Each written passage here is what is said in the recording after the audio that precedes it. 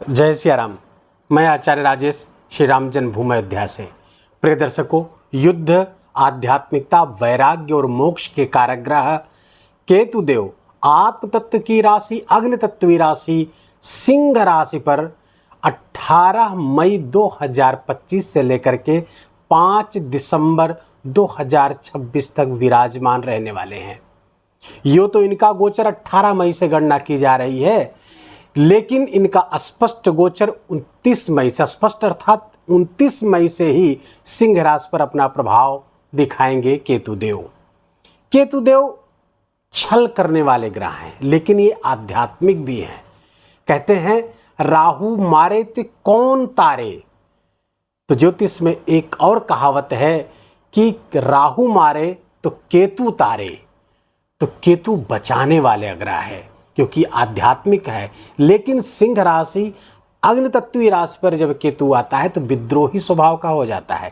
कारण क्या है कि आप सब जानते हैं राहु और केतु का आकाश तत्व में कोई स्थूल पिंड नहीं है, लेकिन फिर भी उनकी ऊर्जा हमें बहुत गहराई तक प्रभावित करती है।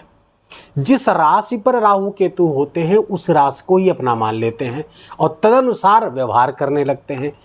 अब यहाँ पर चूंकि अग्नि तत्व राशि पर रहेंगे केतु देव, और तब ये अग्नि तत्व की ही तरह परिणाम देने लगेंगे। इनका अग्नि तत्व का परिणाम तब और अधिक हो जाएगा जब इनके साथ मंगल या सूर्य आकर के बैठेंगे। जब आकर के बैठेंगे इनका स्वभाव अत्यधिक विद्रोही हो जाएगा। आने वाले कुछ ही समय में मंगल और केतु का ज्वालामुखी योग भी बनने वाला है। केतु सिंह राशि पर प्रायः विद्रोही होता है। यद्यपि ये आत्म तत्व की राशि है, आध्यात्मिकता की राशि है, काल पुरुष की कुंडली की द्वितीय त्रिकोण राशि है, तो ये बहुत ही महत्वपूर्ण राशि है। यहाँ पर केतु बैठ करके बहुत अच्छे परिणाम भी देने वाले हैं। कहाँ से परिणाम देंगे, कहाँ से आपको बचाएंगे और कहाँ पर आपको बहुत सावधान रहना है, आइए इसको थोड़ा समझते हैं बहुत छोटे से वीडियो में। राहु के शोर में प्रायः हम केतु को भूल जाते हैं, जबकि केतु हमारी इनर एनर्जी को, आंतरिक ऊर्जा को, अंतर्ज्ञान को, अंतर्दृष्टि को बहुत गहराई से प्रभावित करता है। अब हम पहले देखेंगे राहु जो धूम्रवर्णी है, जो छल करने वाला ग्रह है, वास्तव में राहु का ही हिस्सा है। तो ये किस तरह का परिणाम देगा। सबसे पहले मेष राशि के जातकों के लिए केतु का ये गोचर उनके पंचम स्थान पर होने जा रहा है। पंचम स्थान किन किन चीज़ों का है आप जानते हैं। शिक्षा का, ब्रिलियंस ऑफ ब्रेन का, आपके संतान का, प्रेम का, पूर्व जन्म के पुण्यों का, साथ ही साथ आपके मंत्र जप, आपके इष्ट देवता का स्थान होता है पंचम स्थान। केतु चूंकि आध्यात्मिक ग्रह है, आत्म तत्व की राशि में है, तो पहला तो ये समझ लीजिए कि मंत्र जप में, आध्यात्मिकता में मेष राशि के जातकों की बहुत ही रुचि बढ़ने वाली है। आप मंत्र चैंटिंग करेंगे, मंत्र का जप करेंगे, जिससे आपको विशेष लाभ भी प्राप्त होगा। आपका इनर इंस्टिंक्ट जागृत होगा, आपकी छठी इंद्रिय जागृत होगी और कुछ पूर्वाभास सा पहले से होने लगेगा। आने वाली घटनाओं को आप पहले से ही महसूस करना प्रारंभ कर देंगे। हो सकता है उतना क्लियरली आप जान न पाएं, लेकिन एहसास होना पहले से शुरू हो जाएगा मेष राशि के जातकों को, क्योंकि ये आपके पंचम स्थान पर बैठे हैं, जहां से अंतर ज्ञान देखा जाता है, इंट्यूटिव ज्ञान देखा जाता है, वहां पर केतु। और केतु अंतर्दृष्टि देता है, अंतर ज्ञान देता है, छठी इंद्रिय को जागृत करता है। पंचम स्थान पर बैठ करके केतु संतान के लिए अच्छा नहीं है।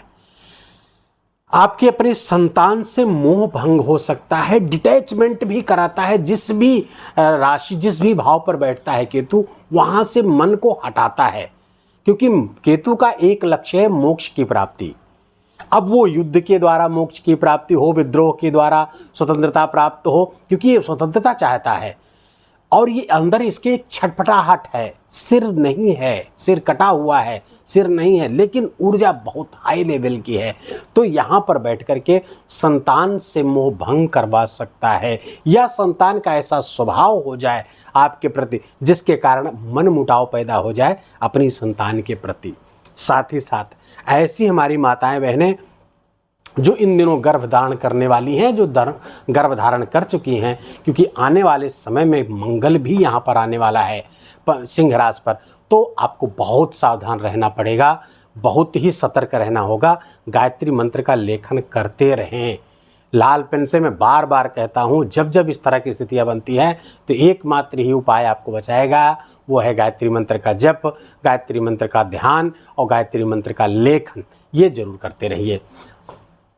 तीसरी बात यहाँ से देखी जाती है, आपका पेट यहाँ से देखा जाता है। पेट में समस्या बढ़ सकती है। केतु पेट का ऑपरेशन करवा सकता है, सावधान। और मंगल भी आ रहे हैं, रक्त के कारक हैं, वो भी अग्नितत्वी हैं, अग्नितत्वी राशि भी है। फलतः केतु, मंगल और सूर्य दोनों की अग्नि अपने साथ में ले लेगा। मेष राशि के जातकों को पेट के ऑपरेशन की नौबत आ सकती है। इसलिए कोई छोटी मोटी प्रॉब्लम हो तो उसको बहुत ही केयरली आप उसको टेकअप करें, डॉक्टर को दिखाएं, जो चिकित्सा हो चिकित्सा कराएं। चौथी बात, प्रेम में बिछोह दे सकता है, प्रेम से भटकाव दे सकता है, प्रेम से अलगाव, ऐसी भावना हो सकती है, बहुत हो गया प्रेम, इससे कुछ होना जाना नहीं है, इसमें केवल टाइम का वेस्टेज है, भावनाओं का शोषण है, आदि आदि ऐसी बातें ऐसे विचार देगा केतु, आपको वहाँ से हटाएगा। क्योंकि उसका लक्ष्य क्या है? मोक्ष की तरफ आपको ले जाना। उसका एजेंडा एक ही है, आपको मोक्ष की तरफ ले जाना। तो ये हुआ यहाँ पर बैठकर केतु का परिणाम। केतु यहाँ पर बैठे पूर्व जन्म के पुण्य को भी खोलता है। देखिए, पिछले जन्म में जिस भाव पर केतु बैठता है, अगर आपकी लग्न कुंडली अपनी देखें तो केतु जहां बैठा हुआ उस भाव से संबंधित पहले आप बहुत काम कर चुके हैं। अब उससे संबंधित काम अब आप करना नहीं चाहते, इसलिए केतु जहां पर बैठता है वहां से संबंधित आलस्य देता है, उस भाव से उदासीनता देता है केतु यहां पर आपको पूजा पाठ में लगाएगा, साधना में लगाएगा, मंत्र जप में लगाएगा, जिससे अल्टीमेटली आपको बड़े लाभ होने वाले हैं, बड़े फायदे होने वाले हैं। देखिए, राहु आपको धन का लाभ करा रहा है, ठीक 180 डिग्री पर बैठ करके आपके लाभ स्थान पर। मेष राशि के जातकों के जब 7.5 ही चल रही, फिर भी धन के लाभ तो खूब होते रहेंगे। और उस धन के लाभ में उस लाभ में लोभ भी आने वाला है, लालच भी आने वाला है, किसी ट्रैप में न फंस जाएं तो ये केतु आपको बचा लेगा। राहु यहां से तो मारेगा, यहां से तो लोभ में लालच में फंसाएगा, केतु यहां से बचाने का प्रयास करेगा। कैसे? स्पिरिचुअलिटी से, अध्यात्म से, मंत्र जप से, मंदिर से। क्योंकि अब यहां पर केतु की जो दृष्टि है 9वीं, वो 9वें स्थान पर पड़ेगी। आप कह सकते हैं ये तो पंचम दृष्टि है। नहीं साहब, केतु वक्र दृष्टि चलता। अच्छा, कुछ लोगों को मन में ये भी शंका रहती है कि केतु तो सर नहीं है, उसकी दृष्टि कहाँ हो सकती है? बिल्कुल नहीं, हम आप पाराशर ऋषि से ज़्यादा विद्वान नहीं हो सकते। बृहत पाराशर होरा शास्त्र में बिल्कुल लिखा हुआ है कि बृहस्पति की तरह ही दृष्टि राहु और केतु की होती है, अर्थात 5, 7, 9 उनकी दृष्टियाँ होती हैं। केतु की 5वीं दृष्टि इधर से नहीं गिनी जाएगी, क्योंकि ये वक्री ग्रह है, सदैव वक्री रहने वाला है। तो केतु की जो 5वीं दृष्टि है ये मानी जाएगी। तो अर्थात ये आपके राशि पर पड़ रही 5वीं दृष्टि।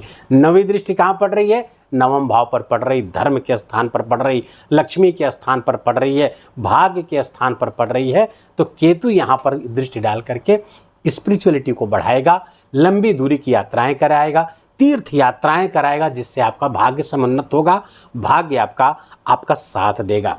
केतु की जो 5वीं दृष्टि आपके राशि पर पड़ रही है, यहाँ पर देख करके बहुत सारे आइडियाज़ देगा, इंट्यूटिव पावर देगा, अंतर्ज्ञान अंतर्दृष्टि से आपको भरेगा, कन्फ्यूजन से निकालने का प्रयास करेगा, कन्फ्यूजन ना होने पाए ऐसा प्रयास करेगा। अच्छा, मेष राशि के जातकों के लिए मंगल यहाँ का स्वामी हो जाते हैं। मंगल के साथ आने वाले समय में युति भी बनने वाली है केतु की। तो कुल मिलाकर के केतु पर बहुत ही कंसंट्रेट रहने की ज़रूरत है। अगर इस तरफ से आप केतु को आपने अछूता छोड़ दिया, केतु की तरफ ध्यान नहीं दिया, तो केतु परेशानियां भी पैदा कर सकती है। जैसा कि मैंने बताया, स्वास्थ्य में ऑपरेशन जैसी नौबत, पेट में बड़ी समस्याएं पैदा करने के लिए बिल्कुल उद्धत बैठे हुए हैं केतु चूंकि युद्ध का कारक है, तो अभी तो सीज फायर हुआ है, युद्ध रुका नहीं है, युद्ध बंद नहीं, युद्ध समाप्त नहीं हुआ, युद्ध को बीच में पाज मोड में डाला गया है, सीज फायर हुआ है।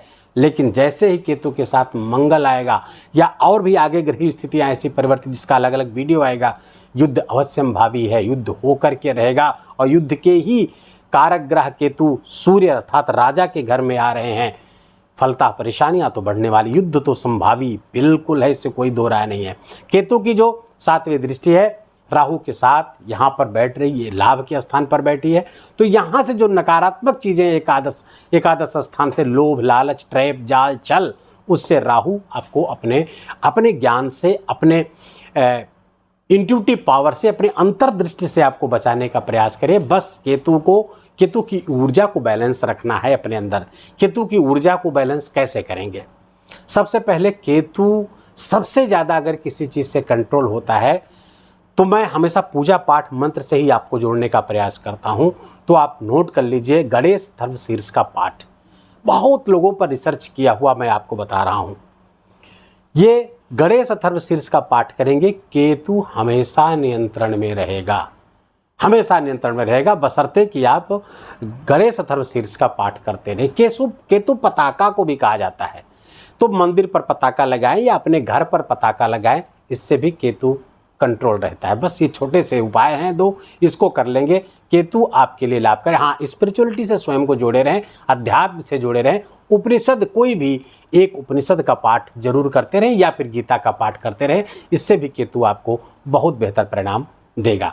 वीडियो को यहीं विराम देंगे। वीडियो अच्छा लगा हो, आपके काम का लगा हो, मेरा बोलना आपका सुनना दोनों सार्थक हुआ हो तो कृपा करके वीडियो को लाइक करिएगा, अपनों के साथ शेयर करके उनको भी इसका लाभ दीजिए। कमेंट में जाकर जय सियाराम लिखना बिल्कुल भी मत भूलिएगा, मेरा विशेष निवेदन, विशेष आग्रह आपसे। चैनल पर नए तो इसको सब्सक्राइब कर लीजिए, बेल आइकन की घंटी दबा लीजिए ताकि नई वीडियो की सूचना आप तक पहुंचती रहे। अपना बहुत बहुत ख्याल रखिए, अपनों का ख्याल रखिए, माता पिता की खूब सेवा करके उनका आशीर्वाद लीजिए। जय जय सियाराम।